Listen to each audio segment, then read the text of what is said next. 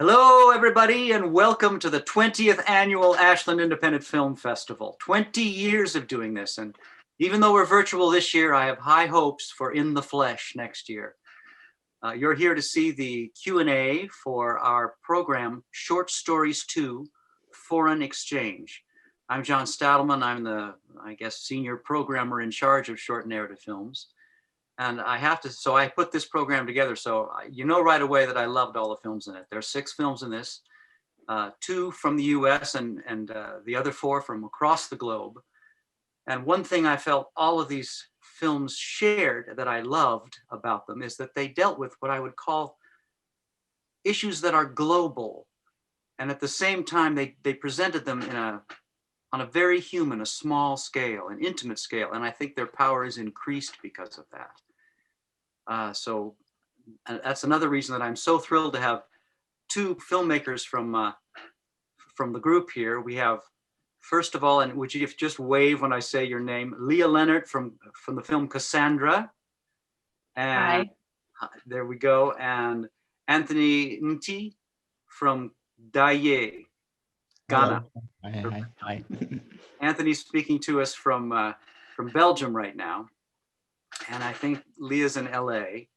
And since the first film that you saw on the list, Daye, which is the one about from Ghana, where a thug recruits 2 children, so you can recall which one it was. We're going to start talking with Anthony about that. And I want to start with the general question about the inception of the idea, where you came up with the idea, Anthony. Hi, thanks for having me. The idea for the film came, there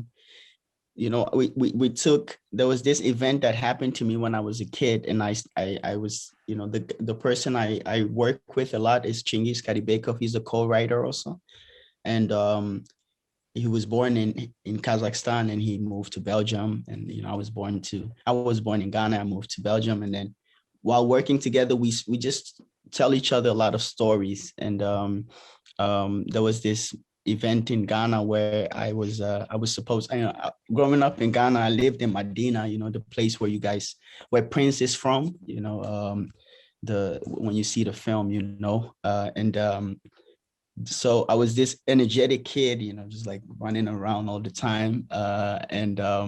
Once I had to stay in to do the chores, but my team that I used to play with, they were losing the football match. And one of my friends, he ran to my house and kind of like convinced me to go play football and that I'll be back on time before my auntie came home and that everything will be okay. And, somehow, because of peer pressure, I kind of like got caught away and I went to play football and we won. But when I came back, my auntie was already home. And so she just got home. I was like, damn. And, she tried to punish me by hitting me. And I dodged her hit and, she hit the wall and kind of like almost, like ranked her wrist. And so I had to run. It was worse than going to play the football. Like dodging the hit was even worse. So I run. And then telling this story, Chiggis was like, whoa, man, this is crazy, because it's kind of like the similar thing happened to me, and we felt like, wow, this is like something, like peer pressure and innocence of children and this kind of stuff. We felt like that was something very universal. So that was like one scene. And then the other scene was like, also like growing up, I because I was a very active kid, I was hanging around with a lot of older people. And so it kind of like I got into a situation, into an environment where there was a lot of non-child friendly things going on, like drugs and stuff. And I remember the person that kind of like brought me there at one point just told me to like leave, like run, like just like go, and I left, like nothing happened. But then like later I was, I just like these 2 events, like innocence of children that can come into danger when it crosses with the adulthood. and peer pressure, like, yeah, and we wanted to play with that, and then we just started creating a story around these two themes, and then that became that year. Wow.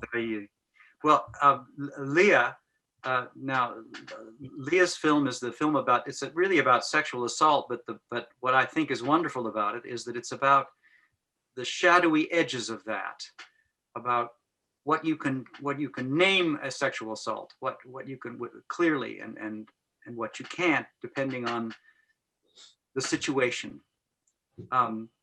Could you tell us a little bit about where you came up with this idea? This is, spot on Me Too issues, but it is definitely tangential, and yet it goes to the core of the issue at the same time. I love that about it. Go ahead. Yeah, I'm so glad you think so. And also, I'm so happy to be here talking to you. Thanks for having me. Yeah, the original idea, I was inspired by the myth of Cassandra, who the god Apollo attempted to seduce by giving her the gift of prophecy. Mm-hmm. And when that didn't work, he attempted to force himself on her. And when she escaped, before she could do so, he spat in her mouth, cursing her, so that while she could tell true prophecies, no one would believe her. And this to me just felt like such a relevant and modern myth that I wanted to, that was like the initial jumping off point. I wanted to create a story that modernized this, this myth. And we know that, I think it's 1 in 4 girls during college are either survivors of assault or attempted assault. And very few choose to report. Many talk about fear of reprisal or lack of faith in the justice system. But a lot of young women also just talk about doubting the significance of the event itself. And that I really was what I wanted to dive into. There are researchers that show that some of, or even many of the women that are counted by researchers as survivors of sexual assault don't themselves label their experiences that way, and may even go on to date or have further experiences with their alleged attackers. So I really wanted to get into like, what environment does that happen in? Like, what is the context in which that happens? To try to tell a story from a female perspective. And yeah, I started thinking about my own experiences in college. I went to college on the East Coast as well. And thinking about the college hookup culture, when you think about what kind of constitutes a hookup, usually it's like people who are friends already, there's alcohol involved, there's some sort of power dynamic where it's like the person who cares the least has the most power. So you're sort of incentivized to divorce your feelings from experiences. And situations that are just like casual can go from casual to cruel really quickly. But my question is like, when does it go from cruel to like, okay, this is a crime? And what I realized is that, a lot of sexual assaults also have those same features. It's people that already know each other. Oftentimes there's, alcohol or other substances involved, and they really are about power. So that was my jumping off point, was this realization that in this really specific environment, it can be incredibly confusing and disorienting. And that's really what I wanted to explore and to capture in this film. Was the myth really the jumping off point? I mean, was that really sort of what the thought of someone speaking out and not being believed, that myth, is that where it all started? Yeah, I read Rebecca Solnit's book, Men Explain Things to Me. And she talks about how we all grew up with this myth of the boy who cried wolf, which is the boy who was believed the first few times he told a lie, but we don't grow up with this sort of counterpoint myth of Cassandra. And I had never heard about it until I read her book. And so I was like, I really want to tell this myth, and I want to popularize it more. Well, what intrigued me about the film is that your Cassandra is really the protagonist of it. I mean, you're watching, she's watching what she thinks might be an assault. She can't be absolutely sure because, of course, the participant doesn't complain about it. Indeed, she's kind of shoves her away when she tries to help, when she tries to speak out, which I thought was the myth really falls into place for me. I mean, that, you see that effort to speak the truth. And it's not something that's something that I think our audiences will respond to in general, because it's not necessarily having participated in a sexual assault or been assaulted, being a victim of it, but being in a milieu where you're aware of it around you. That's something I think a lot of women have had that experience. A lot. So it'll be, Yeah. and it's not something I've seen addressed before, frankly. I mean, that specific issue of when do I speak out when I'm a witness? When do I speak out? Yeah. Yeah. We kind of hold girls accountable. I mean, we talk about it all the time. When you go out in groups to parties, and you're constantly checking in on your friends. Like, are you okay? Are you not okay? And we joke about it a lot, but it's based in a reality and this subtext that we don't talk about a lot, which is there's some danger involved. So, yeah. That's great. It really there were a lot of Me Too submissions. That was a big issue in terms of films coming into us. And yours stood out across the boards. I'm the senior programmer, but your films, both of your films, passed through a number of just regular programmers looking at them first, and that was the response. I haven't seen this before, which is great. Going back to you, Anthony, I talk about global issues in terms of, because I think Me Too is a global issue. There's no question about it. That's happening across the world now. People are talking about women's rights and sexual assault all the time.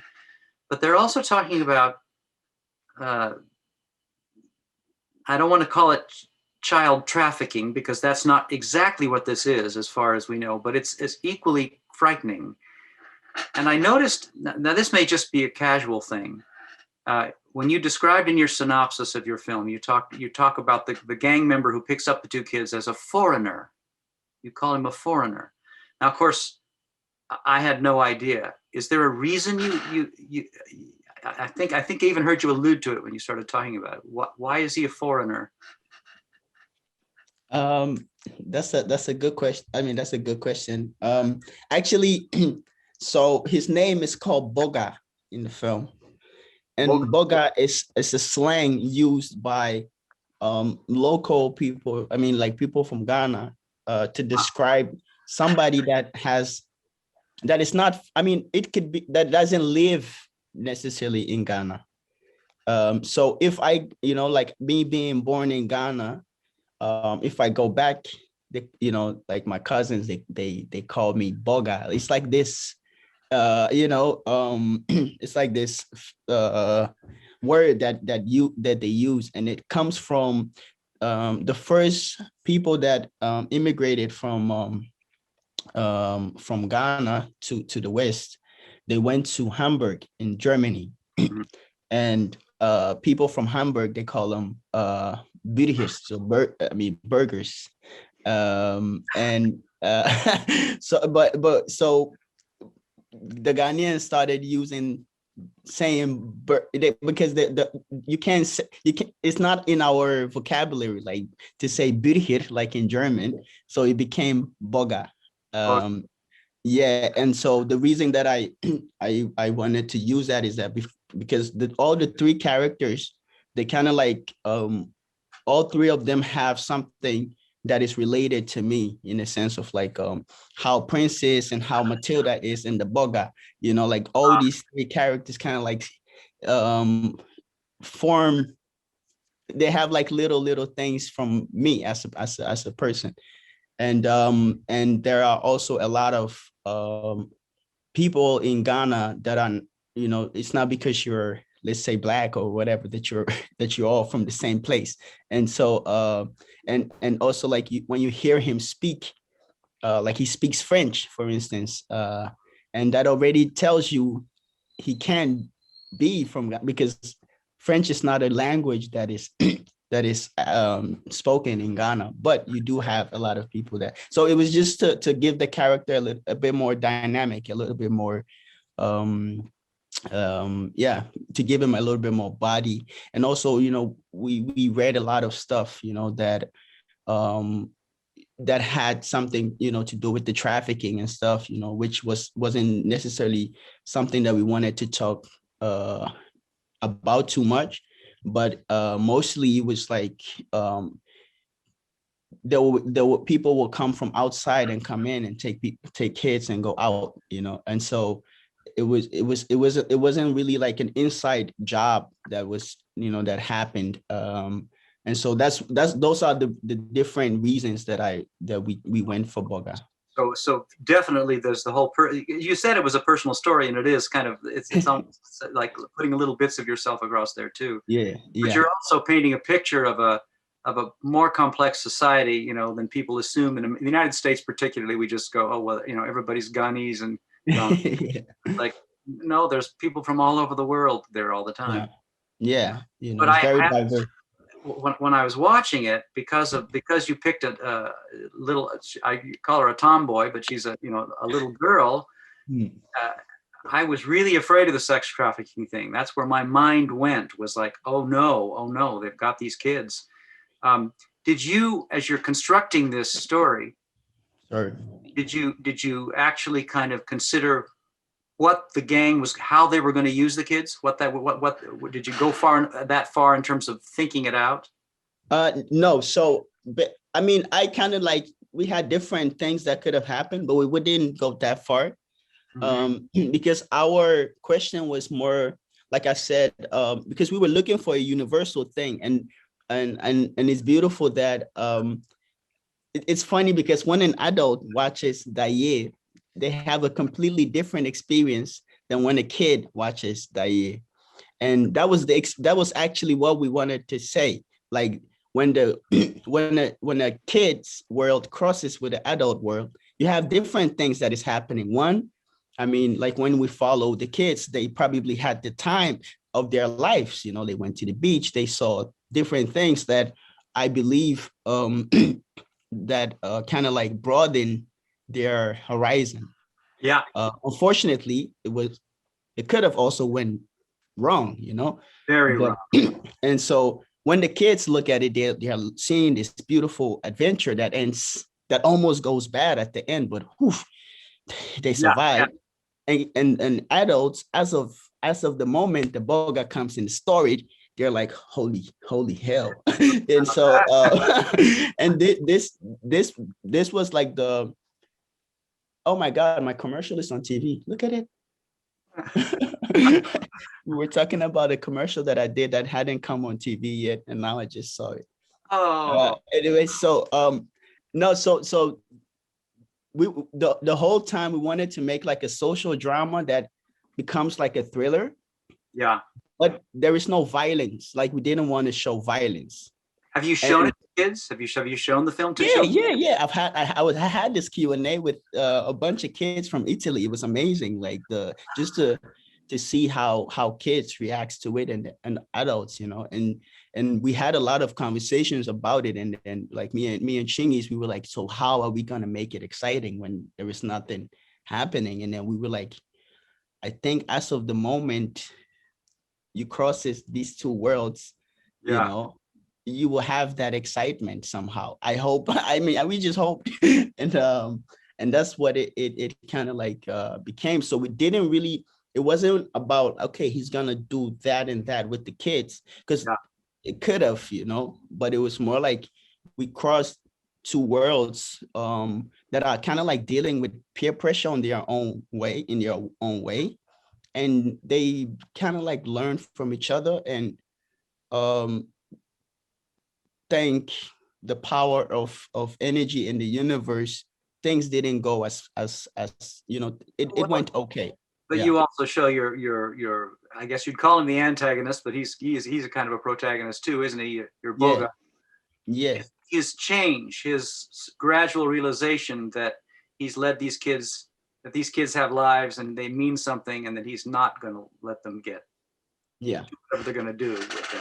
Yeah, you know, and that and also we didn't also want to paint things like black and white, you know, but and it's very difficult to do that in a short film, you know, and so it was like trying to give all these characters that we love as much nuance, even if they don't always have the best of means, you know. You did it, Anthony. You did it. And Leah, I was going to ask you about the there's a great deal of talk about actually directing the sex scenes, the scenes which are just glimpsed through doorways. It's not, it's never graphic. But I mean, how was that in terms of your writing? Because I know you wrote this too, put it together. Did you have that really clear in your mind before you started filming? Yeah, that's a great question. I think I knew that the central question of the film was really like, Cassandra's wondering, what am I not seeing? And that's what drives her investigation. What am I not seeing? Right. What am I missing? And it drove like all of our sort of creative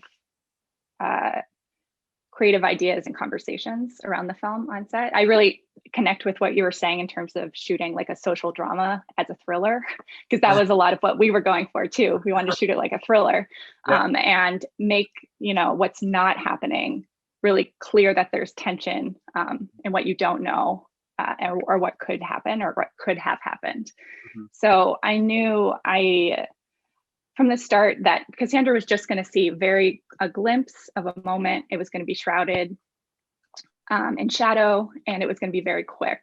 And so it was going to be much more about like what she didn't see, what could have happened, more than what she did witness. And yeah, I wasn't interested in any sort of like gratuity or gratuitous violence or anything like that. So yeah, that was like our first conversations with the actors, was this is how we're planning to shoot it. This is what the intention is. I was in the room with the actors when we shot it. Yeah. That's what I figured. I figured you had to be in it. You probably didn't hire, they now have sex choreographers, but I'm sure that you didn't need to do that at this point for this. We didn't. Yeah. Yeah, although I think I would in the future for sure. I think it's definitely, useful. What did you, I'm also a little, one of the most beautiful things about your film is it's so graphic, thanks to that, the milieu of the diving, of the swimming and the diving. Was that sheer luck? Because you found an actress? I mean, how did that come about? Oh yeah, oh my goodness.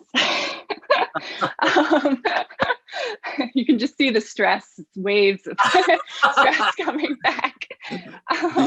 Very curious cities.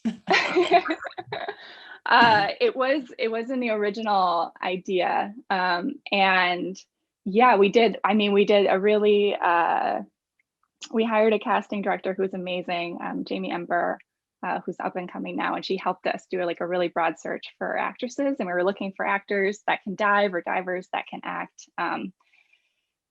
But what we ended up Mathia, our lead actress, came into audition, and as soon as I met her, I was like, oh, she's Cassandra. She just embodied, I felt like, the spirit of the character, but she doesn't dive, and she doesn't really swim either. So doesn't swim. Well, that's diving is pretty specific. Come on, I mean, that's yes, diving is super specific. We put a big challenge for ourselves there.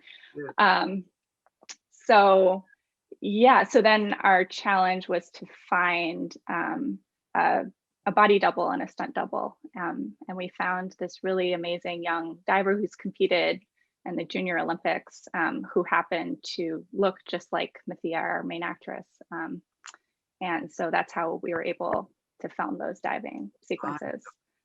Well, it was interesting that how come you jumped on the diving idea? Just because you knew how beautifully graphic it would be? Do you dive? Is that what? I don't.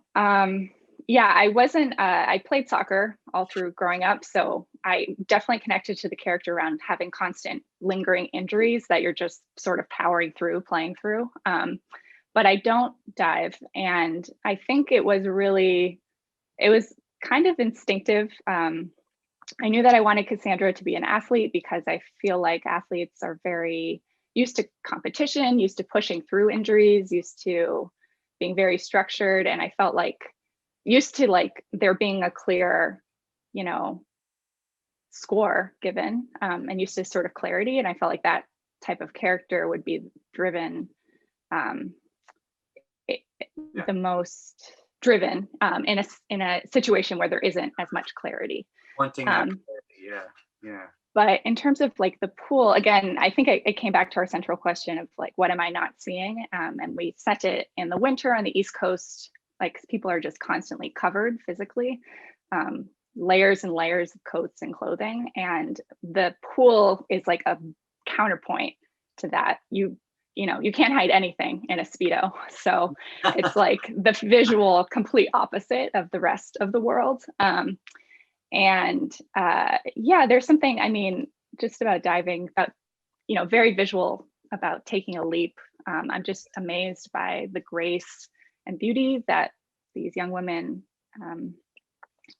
do, and they make really incredibly athletic, difficult feats look easy. Yeah. Now, was yours a student film? It was my thesis film. For Yeah. what university? UCLA. For UCLA. Mm. Okay, good. And Yeah. I know yours was too, wasn't it, Anthony? Also, it was listed as. Now, where did you attend? I'm in Brussels. It's called Royal Academy of God. Oh my God, it's called Royal Academy. Royal Institute of Television, Sound and Cinema and Sound. Look, they changed it a few times, like, but I think it's rich now. You know, Royal Institute for Television, Cinema and Sound. Voila. And what kind of support did you get in terms of putting the film together? Was it useful? Was it helpful? I kind of like we produced it ourselves. This was self-produced, but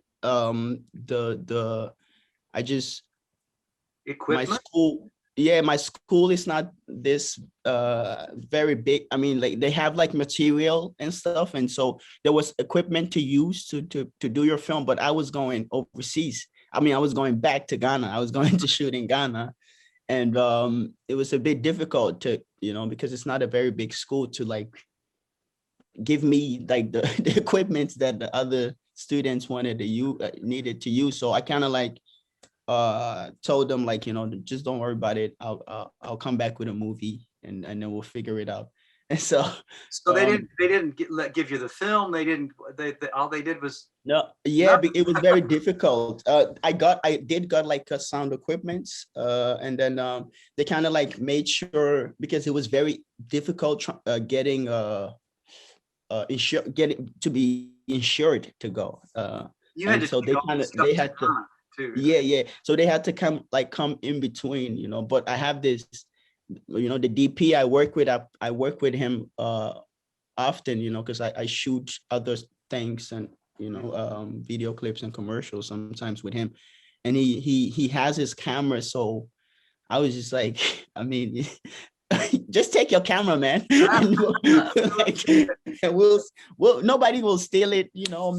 I got a lot of family members in Ghana. We'll make sure we'll come back safe with everything. And I was stressing a lot, but yeah. Leah, was UCLA any more generous than Ritz? Wait, let me say this before they kill me. Look, they are very generous. It's just when you go overseas, it gets a little bit more complicated. Fair enough.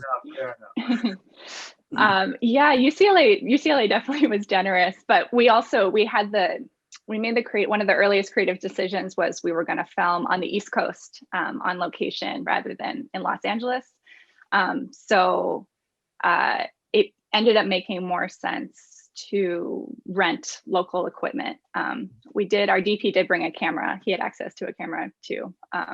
So that helped a lot for sure. But yeah, because we weren't filming in Los Angeles, it was just a different type of production. Right. Yeah. Guys, you guys have been simply wonderful. I can't thank you enough for showing up on Easter morning, and being here with us. I know that our screeners our viewers are just going to love coming to watch this and hearing from both of you. Is there anything you'd like to say before we bring this Q&A to a close? Thank you so much, for having us. And this was such it's really cool to be part of this festival. And this film was really, I just want to say thank you to everyone who's been a part of it, because it was such a collaborative. Well, both films were big hits among the screeners too. Anthony? I mean, thank you guys. You know, thank you a lot. I haven't seen the rest of the film, so I have to try and see it. Try. But I had like another, there was a festival here and I had geo-blocking issues. So I'm not sure if I'll be able to watch stuff online. Give it a try, but and then if you can't get, you can get. I in touch can't, with maybe, Chloe. yeah, maybe like, Leah, maybe you could send a link or something, because it sounds really cool. Like I really wanna. It is. Yeah. But I'd I'll let love you to. know if it doesn't work. If it doesn't work, I'll let you know. All right. Yeah. The other films Sounds were good. Love yeah, to share. that would be great.